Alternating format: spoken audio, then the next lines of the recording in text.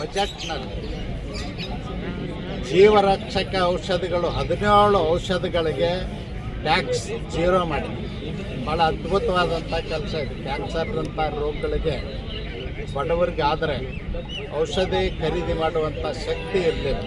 ಆದರೆ ಇವತ್ತು ನರೇಂದ್ರ ಮೋದಿಜಿಯವ್ರ ಸರ್ಕಾರ 17 ಜೀವರಕ್ಷಕ ಔಷಧಿಗಳಿಗೆ 0% ಟ್ಯಾಕ್ಸ್ ಮಾಡಿದ್ರಿಂದ ಅವ್ರಿಗೆ ಅಭಿನಂದನೆಗಳನ್ನು ಸಲ್ಲಿಸಲಿಕ್ಕೆ ಬಯಸ್ತಾರೆ. ಇನ್ನೊಂದು ಭಾಳ ಮಹತ್ವದ ವಿಷಯ ಅಂದರೆ ರೈತರ ಆದಾಯವನ್ನು ಹೆಚ್ಚಿಸಲಿಕ್ಕೆ ತಂತ್ರಜ್ಞಾನ ಮತ್ತು ನೀರಾವರಿಗೆ ಹೆಚ್ಚಿನ ಆದ್ಯತೆಯನ್ನು ಕೊಟ್ಟಿದೆ. ಅದು ವಿಶೇಷವಾಗಿ ಸಣ್ಣ ರೈತರು ಮತ್ತು ಅತಿ ಸಣ್ಣ ರೈತರಿಗೆ ಹೆಚ್ಚಿನ ಸೌಲಭ್ಯವನ್ನು ಕೊಡ್ತಕ್ಕಂಥದ್ದಕ್ಕೆ ಹೆಚ್ಚು ಒತ್ತು ಕೊಟ್ಟಿರ್ತಕ್ಕಂಥದ್ದು ಮಹತ್ವದ ಬೆಳವಣಿಗೆ.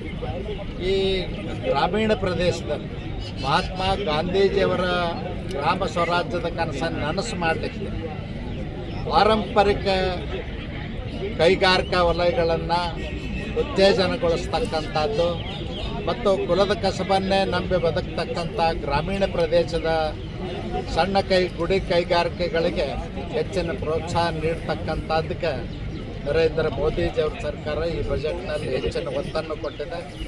ಇನ್ನೊಂದು ಭಾಳ ಮಹತ್ವದ ವಿಷಯ ಅಂದರೆ ಶಿಕ್ಷಣ ಮತ್ತು ಆರೋಗ್ಯ.